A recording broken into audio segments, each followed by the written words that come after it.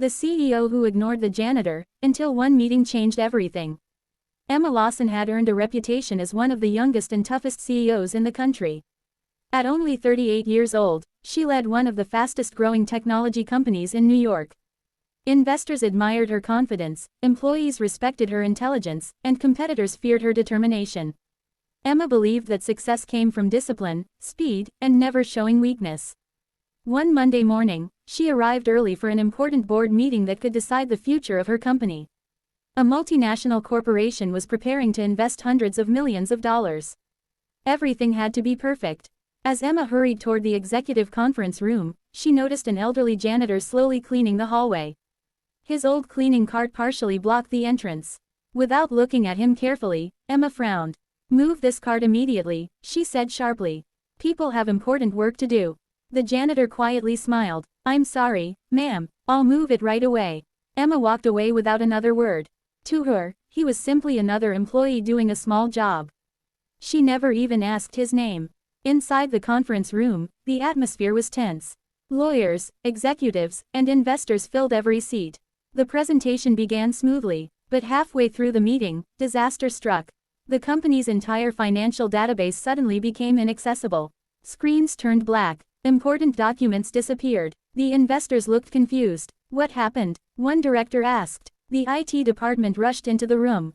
"We're under a cyber attack," the chief technology officer said nervously. "If we can't restore the system within an hour, the investment will be cancelled." Panic spread across the room. Every minute meant millions of dollars. Emma watched as her best engineers struggled. Nothing worked. Meanwhile, the elderly janitor quietly continued cleaning nearby. He overheard several employees discussing the emergency. Instead of leaving, he calmly walked toward the IT office. One young technician recognized him immediately. "Mr. Harris, maybe you should take a look." Emma overheard the conversation. She frowned. "You expect a janitor to solve this?" The technician answered carefully. "He's not just our janitor." Emma looked surprised. "What do you mean?" The technician smiled. "Before retiring, Mr. Harris spent over 30 years designing cybersecurity systems for government agencies." The room suddenly became silent. Emma stared at the elderly man. "You worked in cybersecurity?" Mr. Harris nodded politely. "I retired 5 years ago. I clean here part-time because I enjoy staying active."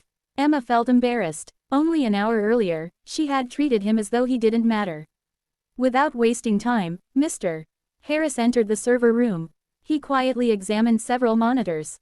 Within minutes, he identified something everyone else had overlooked. "This isn't an outside attack," he explained. "It's an internal security lock triggered by a hidden software conflict." The engineers quickly followed his instructions. One by one, the systems came back online. The financial records returned. The presentation resumed. The investors applauded. A few hours later, the company officially secured the largest investment in its history. Everyone celebrated. Emma remained unusually quiet. That evening, she found Mr. Harris finishing his work. "I'm sorry," she said sincerely. "I judged you without knowing anything about you." Mr. Harris smiled warmly. "It happens more often than you think." Emma looked down. "I've always believed that titles define people." The old man gently shook his head. "No, they only describe jobs. Character defines people." His simple words stayed with Emma long after he left. Over the following weeks, Emma began changing the company's culture. She introduced a new leadership policy. Every executive would spend one day each month working alongside employees from different departments. Managers worked in customer service. Directors spent time in the warehouse.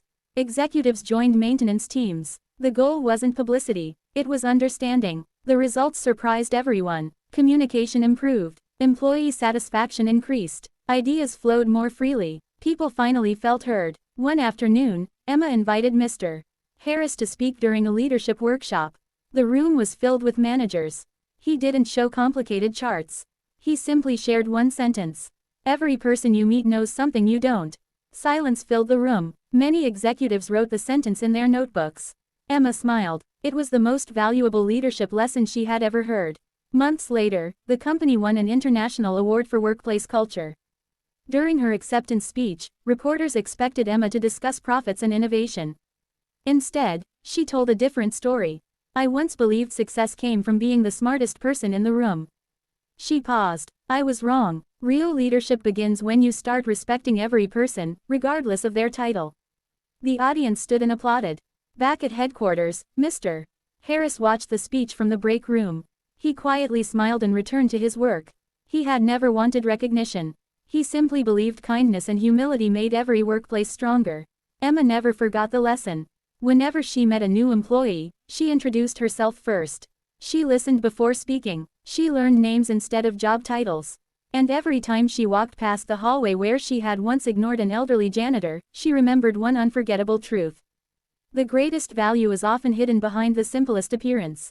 Moral: never judge someone's worth by their clothes, job, or appearance. Respect is free, but its impact can change lives, and sometimes, save an entire company.